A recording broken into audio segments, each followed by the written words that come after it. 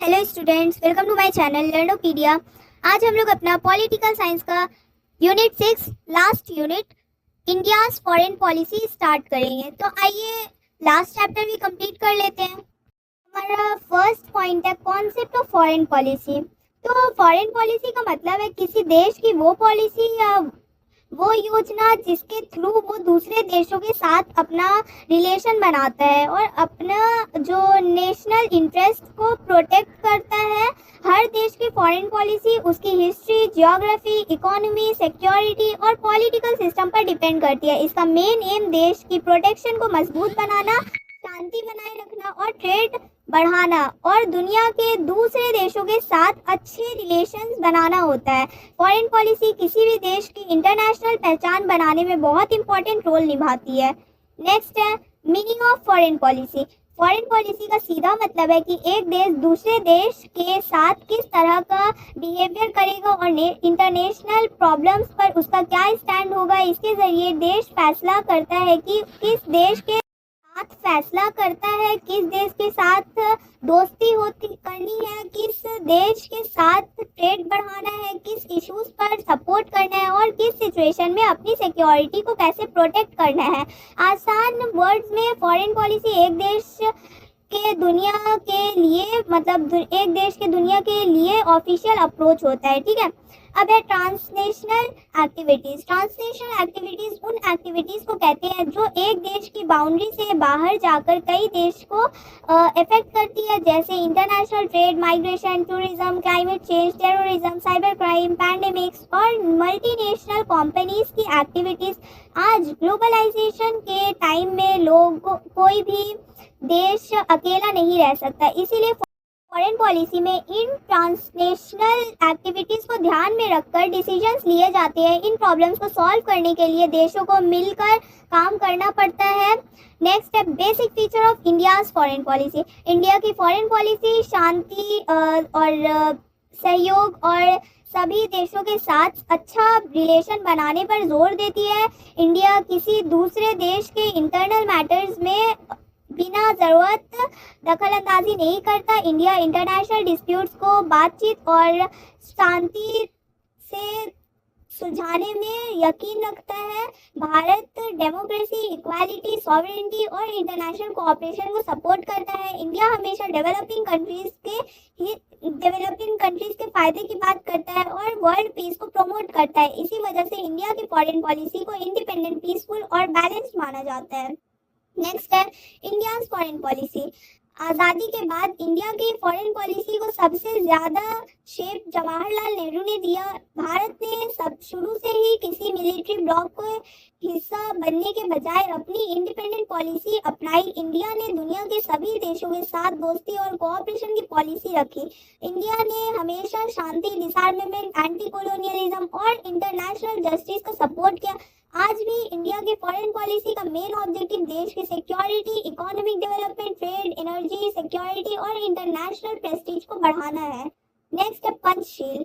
Panchsheel India और China के बीच 1954 में तय किया गया शांति वाला जो पंचशील है वो शांति का एक सिद्धांत का नाम है। ठीक है, इन प्रिंसिपल का पर्पस था कि देश एक दूसरे के साथ बिना कॉन्फ्लिक्ट के शांति और इज्जत के साथ रहे।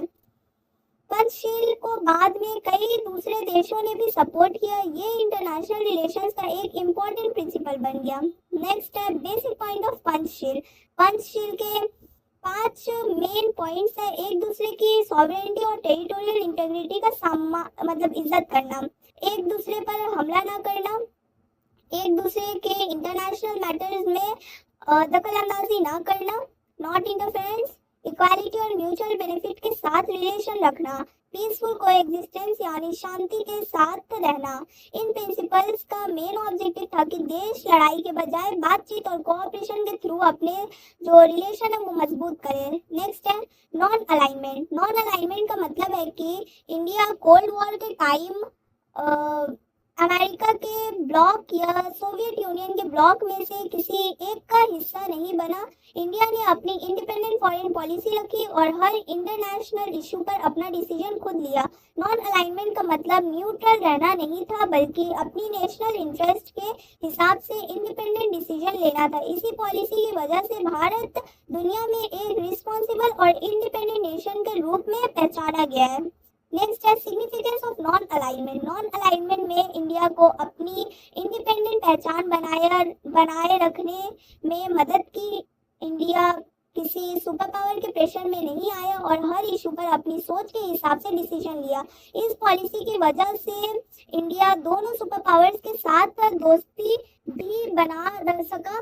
डेवलपिंग कंट्रीज को भी एक नया प्लेटफॉर्म मिला जहां वो अपनी बात दुनिया के सामने रख सके। नॉन अलाइनमेंट में वर्ल्ड पीस, कोऑपरेशन और डीकोलोनाइजेशन को भी सपोर्ट किया। इसी वजह से ये इंडिया की फॉरेन पॉलिसी का सबसे इम्पोर्टेंट पिलर माना जाता है। नेक्स्ट है कोल्ड वॉर। तो कोल्ड वॉर 1945 से 1991 तक अमेरिका और सोवियत यूनियन के बीच चलने वाले पॉलिटिकल, इकोनॉमिक और आइडियोलॉजिकल कॉन्फ्लिक्ट था। इस टाइम दोनों सुपर पावर्स के बीच सीधा लड़ाई नहीं हुआ था, लेकिन दोनों एक दूसरे को हर फील्ड में पीछे छोड़ना चाहते थे। न्यूक्लियर वेपन्स की रेस, मिलिट्री अलायंस, नाटो और Warsaw Pact, proxy wars और स्पेस रेस कोल्ड वॉर की मेन फीचर्स थी। इस पीरियड में दुनिया दो कैंप्स में बढ़ गई थी। इंडिया ने इस सिचुएशन में नॉन अलाइनमेंट की पॉलिसी अपनाकर किसी भी कैंप का हिस्सा बनने से इनकार किया और अपनी इंडिपेंडेंट फॉरेन पॉलिसी को बनाए रखा। अब नेक्स्ट है anti imperialism and anti colonialism. Anti imperialism and anti colonialism का मतलब है कि इंडिया फॉरेन पॉलिसी का एक बहुत इंपॉर्टेंट प्रिंसिपल एंटी इंपीरियलिज्म और एंटी कोलोनियलिज्म है। इंपीरियलिज्म का मतलब होता है जब कोई बड़ा और पावरफुल देश किसी कमजोर देश पर अपना कंट्रोल जमा लेता है और उसके रिसोर्सेज का इस्तेमाल अपने फायदे के लिए करता है। कोलोनियलिज्म का मतलब है किसी देश को अपनी कॉलोनी बना लेना और उस पर रूल्स करना।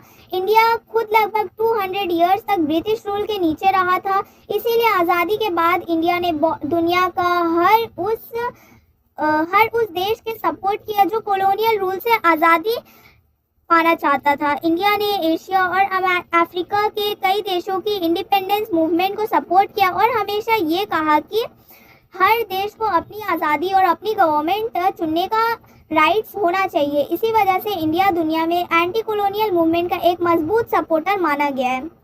अब है इंडियाज ऑपोजिशन टू कोलोनियलिज्म। आज़ादी के बाद इंडिया ने हर तरह के कॉलोनियल रूल के खिलाफ आवाज़ उठाया। इंडिया ने यूनाइटेड नेशंस और दूसरे इंटरनेशनल फोरम्स में हमेशा उन देशों की आवाज़ उठाई जो अभी भी फॉरेन रूल के नीचे थे। इंडिया ने इंडोनेशिया, नामीबिया, जिम्बाब्वे और अफ्रीका के कई देशों की इंडिपेंडेंस का खुलकर सपोर्ट किया। इंडिया का मानना था कि किसी भी देश को दूसरे देश पर जबरदस्ती रूल करने का कोई राइट्स नहीं है। इसी पॉलिसी की वजह से इंडिया डेवलपिंग कंट्रीज का एक ट्रस्टेड लीडर बना और उसकी इंटरनेशनल इमेज और मजबूत हुई। नेक्स्ट है एंटी रेसिज्म। इंडिया हमेशा रेसिज्म यानी जाति और रंग के आधार पर जो भेदभाव या आवाज उठता है वो, ठीक है, तो इंडिया का मानना है कि सभी लोग बराबर है और किसी के साथ उसके रंग, कास्ट या रेस के हिसाब से किसी भी तरीके का डिस्क्रिमिनेशन नहीं होना चाहिए। ठीक है, तो इंडिया ने साउथ अफ्रीका की अपार्थाइड पॉलिसी का सबसे पहले और सबसे मजबूत विरोध किया। अपार्थाइड में काले और गोरे लोगों के साथ अलग अलग बिहेवियर किया जाता था। भारत ने यूनाइटेड नेशंस में भी रेसिज्म के खिलाफ आवाज़ उठाई और ह्यूमन इक्वालिटी का सपोर्ट किया। आज भी इंडिया दुनिया में इक्वालिटी और ह्यूमन राइट्स को बढ़ावा देता है। नेक्स्ट है डिसआर्मेमेंट। डिसआर्मेमेंट का मतलब है जो वेपन्स होते हैं वो खासकर न्यूक्लियर वेपन्स को कम करने या ख़त्म करना, मतलब जो वेपन्स होते हैं खासकर न्यूक्लियर वेपन्स उसको कम करना या ख़त्म करना। इंडिया हमेशा से वर्ल्ड पीस का सपोर्टर रहा है और उसने न्यूक्लियर डिसआर्मेमेंट की बात की है। इंडिया का मानना है कि अगर दुनिया में न्यूक्लियर और डेंजरस वेपन कम होंगे तो लड़ाई का खतरा भी कम होगा। इंडिया ने हमेशा ये डिमांड की है कि सभी देश बिना किसी भेदभाव के न्यूक्लियर वेपन्स को कम करें। इंडिया शांति और प्रोटेक्शन के लिए डिसआर्मेमेंट को बहुत ज़रूरी मानता है। नेक्स्ट है पोखरण 1। पोखरण 1 इंडिया का पहला न्यूक्लियर टेस्ट था जो 18 मई 1974 को राजस्थान के पोखरण में किया गया। इस टेस्ट का कोड नेम स्माइलिंग बुद्धा था। इस टेस्ट के बाद भारत ने दिखाया कि उसके पास न्यूक्लियर टेक्नोलॉजी है। भारत ने हमेशा कहा कि उसका न्यूक्लियर प्रोग्राम किसी देश पर हमला करने के लिए नहीं बल्कि देश की प्रोटेक्शन और साइंटिफिक डेवलपमेंट के लिए। पोखरण-1 ने इंडिया की इंटरनेशनल ऑपोजिशन को मजबूत किया और दुनिया को बताया कि भारत एडवांस साइंटिफिक कैपेबिलिटी रखता है। नेक्स्ट है strengthening of the United Nations. India शुरू से ही यूनाइटेड नेशंस का मजबूत सपोर्टर रहा है। इंडिया का मानना है कि दुनिया की बड़ी प्रॉब्लम जैसे लड़ाई, टेररिज्म, क्लाइमेट चेंज और पॉवर्टी का सल्यूशन मिलकर ही निकाला जा सकता है। इसीलिए इंडिया चाहता है कि यूएन और ज़्यादा पावरफुल और इफेक्टिव बने। इंडिया यूएन रिफॉर्म्स का भी सपोर्टर करता है और मानता है कि सिक्योरिटी काउंसिल को और रिप्रेजेंटेटिव बनाना चाहिए ताकि डेवलपिंग कंट्रीज को भी ज़्यादा इंपॉर्टेंस मिले। नेक्स्ट है यूएन गेन्स स्ट्रेंथेंड। इंडिया ने यूएन को मजबूत बनाने के लिए हमेशा एक्टिव रोल निभाया है। इंडिया ने कई यूएन पीस कीपिंग मिशंस में अपने सोल्जर्स भेजे और दुनिया के कई कॉन्फ्लिक्ट एरियाज में शांति बनाए रखने में मदद की। इंडिया ने ह्यूमन राइट, सस्टेनेबल डेवलपमेंट और इंटरनेशनल कोऑपरेशन को भी सपोर्ट किया। इसी वजह से इंडिया को यूएन का एक रिस्पॉन्सिबल और ट्रस्टेड मेंबर माना जाता है। नेक्स्ट है strengthening the world Nations. India का मानना है कि अगर सभी देश मिलकर काम करें तो दुनिया में शांति और डेवलपमेंट दोनों बढ़ेंगे। इंडिया डेवलपिंग कंट्रीज के साथ टेक्नोलॉजी, एजुकेशन, हेल्थ और इकोनॉमिक कोऑपरेशन को बढ़ावा देता है। इंडिया वासुधैव कुटुंबकम यानी पूरी दुनिया एक परिवार है का सिद्धांत पर विश्वास करता है। इसी सोच के साथ भारत इंटरनेशनल कोऑपरेशन को मजबूत बनाने की कोशिश करता है। नेक्स्ट है ties with the Commonwealth. Commonwealth उन देशों का ग्रुप है जो पहले ब्रिटिश एम्पायर का हिस्सा था। आज़ादी के बाद भी इंडिया ने कॉमनवेल्थ की मेंबरशिप बनाए रखी। इंडिया का मानना है कि कॉमनवेल्थ के through education, support, trade, culture और टेक्नोलॉजी का जो जगह है उसमें देश एक दूसरे के साथ कोऑपरेशन बढ़ा सकता है। इंडिया कॉमनवेल्थ मीटिंग्स में एक्टिवली पार्टिसिपेट करता है और मेंबर कंट्रीज के साथ अच्छे रिलेशंस बनाए रखता है। नेक्स्ट है fight against terrorism. India terrorism को दुनिया के लिए सबसे बड़ा खतरों में से एक मानता है। इंडिया खुद कई बार टेररिज्म का शिकार हो चुका है, इसीलिए उसकी फॉरेन पॉलिसी में टेररिज्म के खिलाफ लड़ाई को बहुत इंपॉर्टेंस दी गई है। इंडिया का मानना है कि किसी भी तरह का टेररिज्म या वायलेंस कभी भी सही नहीं हो सकता। इंडिया यूनाइटेड नेशंस और दूसरे इंटरनेशनल ऑर्गेनाइजेशंस के साथ मिलकर टेररिज्म के खिलाफ काम करता है। India intelligence sharing, border security, finance support को रोकने और इंटरनेशनल कोऑपरेशन पर जोर देता है। इंडिया का मानना है कि सभी देशों को मिलकर टेररिज्म के खिलाफ एकजुट होकर काम करना चाहिए ताकि दुनिया में शांति और सुरक्षा बनी रहे। हमारा नेक्स्ट पॉइंट है इंडिया एंड हर नेबर्स। तो इंडिया साउथ एशिया का सबसे बड़ा देश है और उसके कई पड़ोसी देश हैं जैसे पाकिस्तान, चाइना, नेपाल, भूटान, बांग्लादेश, म्यांमार, श्रीलंका और मालदीव। इंडिया की फॉरेन पॉलिसी का एक इम्पॉर्टेंट ऑब्जेक्टिव अपने पड़ोसी देशों के साथ शांति और मजबूत रिलेशन बनाना है। इंडिया हमेशा कोऑपरेशन, ट्रेड, डेवलपमेंट और सिक्योरिटी पर जोर देता है, लेकिन कभी कभी बॉर्डर डिस्प्यूट्स, टेररिज्म और पॉलिटिकल इशू की वजह से कुछ पड़ोसी देशों के साथ रिलेशंस में टेंशन भी आ जाती है। फिर भी इंडिया के जो कोशिश रहता है कि बातचीत और डिप्लोमेसी के थ्रू प्रॉब्लम्स को सॉल्व किया जाए। नेक्स्ट है इंडिया एंड श्रीलंका। इंडिया और श्रीलंका का रिलेशन बहुत पुराना और गहरा है। दोनों देशों के बीच हिस्टोरिकली संस्कृत और धर्म और जो समुद्री जो संबंध है, रिलेशन है, वो बहुत पुराना है। दोनों देश डेमोक्रेसी में बिलीव करते थे और साउथ एशिया में शांति और डेवलपमेंट के लिए मिलकर काम करते हैं। इंडिया ने श्रीलंका को कई बार नेचुरल डिजास्टर और इकोनॉमिक क्राइसिस के टाइम मदद भी दी है। दोनों देशों के बीच education, tourism, culture and technology का जो जगह है उसमें भी अच्छा कोऑपरेशन है। नेक्स्ट है cooperative relation with Sri Lanka. India और श्रीलंका के बीच health, education, agriculture, technology, fisheries और इंफ्रास्ट्रक्चर डेवलपमेंट में कोऑपरेशन होता है। इंडिया श्रीलंका को लोन्स, ग्रांट्स और टेक्निकल सपोर्ट भी देता है। दोनों देश रीजनल ऑर्गेनाइजेशन जैसे SAARC के थ्रू भी एक साथ काम करते हैं। इंडिया के ऑब्जेक्टिव है कि श्रीलंका के साथ फ्रेंडली और स्टेबल रिलेशन बना रहे। नेक्स्ट है बिजनेस रिलेशन। इंडिया श्रीलंका का एक बड़ा ट्रेडिंग पार्टनर है। दोनों देशों के बीच tea, textile, petroleum products, machinery और फूड आइटम्स का ट्रेड होता है। India Sri Lanka free trade agreement FTA की वजह से दोनों देशों के बीच ट्रेड और इन्वेस्टमेंट बढ़ा है। इस ट्रेड से दोनों कंट्रीज की इकोनॉमी को फायदा मिलता है और नए रोजगार का मौका भी पैदा होता है। नेक्स्ट है डिफेंस रिलेशंस। इंडिया और श्रीलंका डिफेंस और सिक्योरिटी के फील्ड में भी कोऑपरेशन करते हैं। दोनों देश इंडिया ओशियन की सिक्योरिटी, एंटी पायरेसी ऑपरेशंस और मैरीटाइम सेफ्टी पर मिलकर काम करते हैं। Military training, joint naval exercises और इंटेलिजेंस शेयरिंग के थ्रू दोनों सिक्योरिटी को मजबूत बनाते हैं। भारत श्रीलंका की डिफेंस कैपेसिटी को इम्प्रूव करने में भी मदद करता है। नेक्स्ट है इंडिया एंड पाकिस्तान।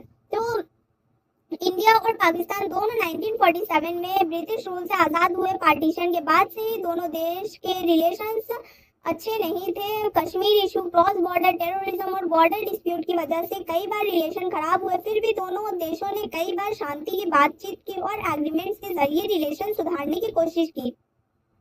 दोनों देशों के लोगों के बीच लैंग्वेज, कल्चर और हिस्ट्री में काफ़ी इक्वालिटी भी है। नेक्स्ट है स्ट्रेन रिलेशंस। इंडिया और पाकिस्तान के रिलेशंस कई बार बहुत टेंस रहे हैं। इसके सबसे बड़ा कारण Kashmir issue, cross border terrorism और लाइन ऑफ कंट्रोल पर बार बार होने वाली फायरिंग है। टेररिस्ट अटैक्स और पॉलिटिकल डिफरेंसेस की वजह से दोनों देशों के बीच ट्रस्ट कम हुआ है। इसी कारण डिप्लोमेटिक और ट्रेड रिलेशंस भी कई बार इफेक्ट हुआ है। ठीक है। नेक्स्ट है कोऑपरेटिव रिलेशन। टेंशन के बावजूद इंडिया और पाकिस्तान ने कई बार कोऑपरेशन की कोशिश भी की है। दोनों देशों ने पीस टॉक्स की, प्रिजनर्स को रिलीज किए हैं और ह्यूमैनिटेरियन इश्यूज पर मिलकर काम किया। क्रिकेट और कल्चरल एक्सचेंजेस ने भी कभी कभी दोनों देशों के लोगों को पास लाने की कोशिश की। इंडिया का मानना है कि सभी डिस्प्यूट्स को सॉल्यूशन बातचीत और शांति तरीके से होना चाहिए। नेक्स्ट है आर्म्ड कॉन्फ्लिक्ट ऑफ 1965। 1965 में इंडिया और पाकिस्तान के बीच कश्मीर को लेकर लड़ाई हुआ। पाकिस्तान ने कश्मीर में घुसपैठ की कोशिश की, जिसके बाद दोनों देशों के बीच फुल स्केल वॉर शुरू हो गया। ये लड़ाई सितंबर 1965 तक चला। बाद में सोवियत यूनियन की मदद से ताशकेंट एग्रीमेंट 1966 में साइन हुआ है, जिसके बाद दोनों देशों ने लड़ाई रोक दिया। इस वॉर में दोनों तरफ काफी नुकसान हुआ, लेकिन इंडिया ने अपनी मिलिट्री स्ट्रेंथ और डिफेंस कैपेबिलिटी का दिखाया, अपने डिफेंस कैपेबिलिटी वगैरह दिखाया। नेक्स्ट है बांग्लादेश वॉर ऑफ 1971।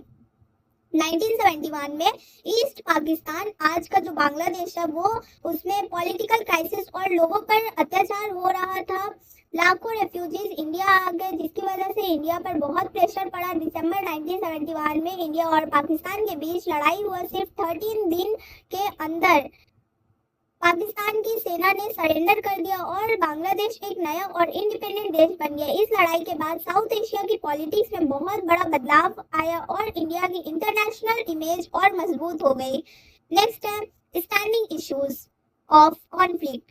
इंडिया और पाकिस्तान के बीच कुछ ऐसे इश्यूज हैं जो आज भी पूरी तरह सॉल्व नहीं हुए। सबसे बड़ा इशू जम्मू एंड कश्मीर है। इसके अलावा cross border terrorism, border firing, border sharing, सिर्फ क्रीक डिस्प्यूट और सियाचिन ग्लेशियर जैसे इश्यूज भी मौजूद है।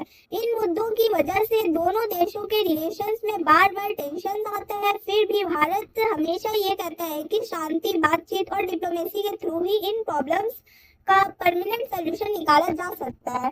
अब नेक्स्ट है इंडिया एंड नेपाल। इंडिया और नेपाल का रिलेशन बहुत पुराना और गहरा है। दोनों देशों के बीच सिर्फ ज्योग्राफिकल बॉर्डर ही नहीं, बल्कि हिस्टोरिकली, रिलीजियस, संस्कृत और लोगों के बीच भी मजबूत रिश्ता है। नेपाल और इंडिया के लोग बिना वीज़ा के एक दूसरे के देश में जा सकते हैं और काम भी कर सकते हैं बिना वीज़ा के। इसी वजह से दोनों देशों के रिलेशन साउथ एशिया का सबसे खास बायलैटरल रिलेशंस में गिना जाता है। Prolonged and strong friendly ties. India और नेपाल के बीच कई सालों से दोस्ती और अच्छा रिलेशन बना हुआ है। भारत नेपाल को development projects, education, health, road, railway और एनर्जी प्रोजेक्ट्स में मदद देता है।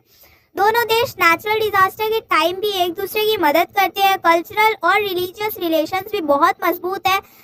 जनकपुर पशुपतिनाथ और वाराणसी जैसे धार्मिक जगहें की वजह से दोनों देशों के लोग एक दूसरे से जुड़े हुए हैं। नेक्स्ट है trade and business relations. India Nepal का सबसे बड़ा ट्रेडिंग पार्टनर है। नेपाल अपनी बहुत सी ज़रूरतों की चीज़ इंडिया से इंपोर्ट करता है, जैसे पेट्रोलियम, मेडिसिन, मशीनरी और फूड आइटम्स। नेपाल से इंडिया एग्रीकल्चर प्रोडक्ट्स, हैंडीक्राफ्ट्स और कुछ मिनरल्स इंपोर्ट करता है। भारत नेपाल में इन्वेस्टमेंट भी करता है और इंडस्ट्रीज लगाने में मदद देता है। ओपन बॉर्डर की वजह से ट्रेड और बिजनेस और भी आसान हो जाता है। नेक्स्ट है इंडिया एंड भूटान। इंडिया और भूटान का रिलेशन बहुत फ्रेंडली और ट्रस्ट पर बेस्ड है। भारत भूटान का सबसे बड़ा डेवलप्ड पार्टनर है। इंडिया भूटान में रोड, स्कूल, हॉस्पिटल्स और हाइड्रो इलेक्ट्रिक प्रोजेक्ट बनाने में मदद करता है। भूटान से इंडिया हाइड्रो इलेक्ट्रिक पावर खरीदता है, जो दोनों देशों के लिए फायदेमंद है। दोनों देश सिक्योरिटी एंड फॉरेन पॉलिसी के कई मुद्दों पर भी मिलकर काम करता है। भारत और भूटान के बीच कभी भी बड़े कॉन्फ्लिक्ट्स नहीं हुए, इसीलिए इनके रिलेशंस साउथ एशिया का सबसे अच्छे रिलेशंस माने जाते हैं।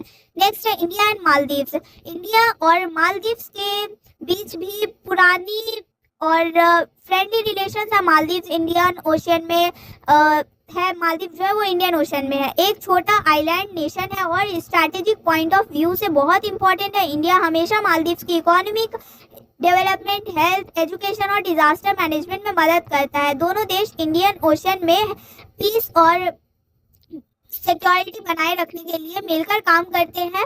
नेक्स्ट है कोऑपरेटिव बायलैटरल रिलेशंस। इंडिया और मालदीव्स के बीच tourism, education, health care, technology, disaster relief और इंफ्रास्ट्रक्चर डेवलपमेंट में कोऑपरेशन होता है।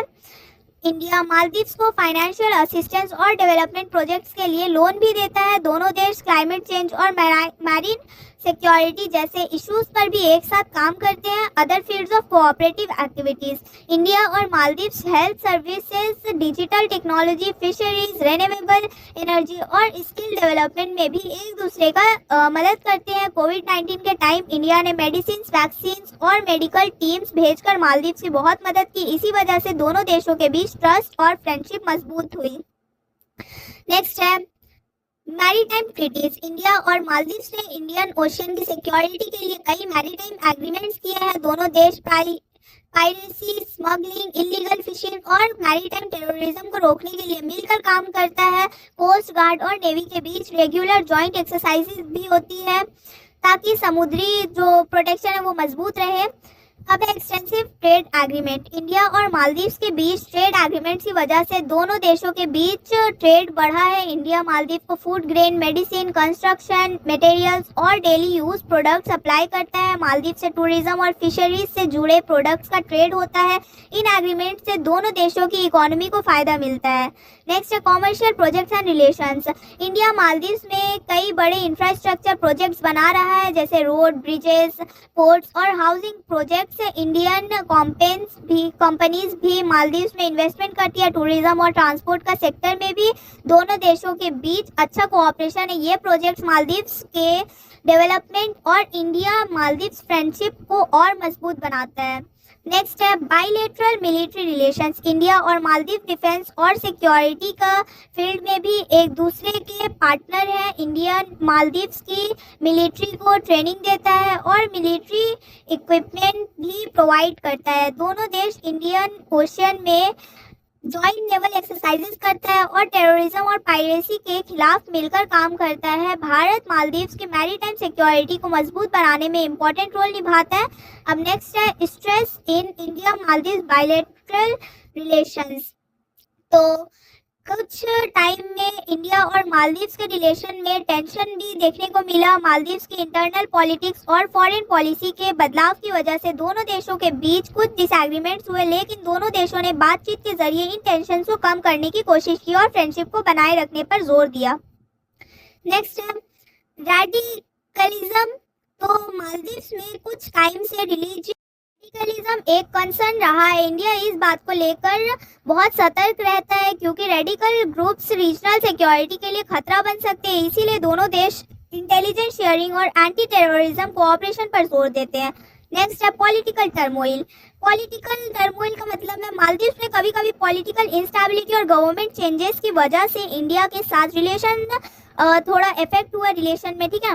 पॉलिटिकल क्राइसिस के टाइम इंडिया ने हमेशा डेमोक्रेसी और कॉन्स्टिट्यूशनल प्रोसेस का सपोर्ट किया और मालदीव्स की स्टेबिलिटी के लिए कुछ उसका मदद किया, ठीक है। नेक्स्ट है स्ट्रैटेजिक प्रेजेंस ऑफ चाइना। पिछले कुछ सालों में चाइना ने मालदीव्स में इन्वेस्टमेंट और इंफ्रास्ट्रक्चर प्रोजेक्ट्स बढ़ाए हैं। इस वजह से इंडियन ओशियन में चाइना का इन्फ्लुएंस भी बढ़ा है। इंडिया इस सिचुएशन को स्ट्रैटेजिक पॉइंट ऑफ व्यू से देखता है और मालदीव्स के साथ अपने रिलेशंस को और मजबूत बनाने की कोशिश करता है ताकि रीजनल बैलेंस बने रहे। नेक्स्ट है रिसेंट अनहैप्पी डेवलपमेंट्स। कुछ recent political statement, diplomatic disagreements और सोशल मीडिया कंट्रोवर्सीज की वजह से इंडिया मालदीव रिलेशन में थोड़ा प्रॉब्लम देखने को मिला, लेकिन दोनों गवर्नमेंट ने इस इशू को शांति तरीके से सॉल्व करने की कोशिश की और ऑफिशियल लेवल पर कोऑपरेशन जारी रखा। नेक्स्ट है रीस्टोरेशन इन बायलैटरल रिलेशंस। तो हाल के समय में इंडिया मतलब प्रेजेंट के टाइम में इंडिया और मालदीव ने फिर से अपने रिलेशन को मजबूत बनाने की जो रास्ता है उसमें कदम उठाया। High level visits, trade agreements, ठीक है, और बहुत सारी चीज़ें, डेवलपमेंट प्रोजेक्ट्स और डिफेंस कोऑपरेशन को फिर से बढ़ावा दिया गया है। दोनों देश मानते हैं कि इंडियन ओशन की शांति, रीजनल सिक्योरिटी और इकोनॉमिक डेवलपमेंट के लिए एक दूसरे के साथ मजबूत पार्टनरशिप बहुत ज़रूरी है। इसीलिए दोनों देश अपनी दोस्ती और कोऑपरेशन को आगे भी मजबूत बनाए रखने को कोशिश कर रहे हैं। अगर ये वीडियो हेल्पफुल रही हो तो इसे लाइक शेयर सब्सक्राइब करें। अब मिलते हैं नेक्स्ट पार्ट में, तब तक के लिए बाय बाय।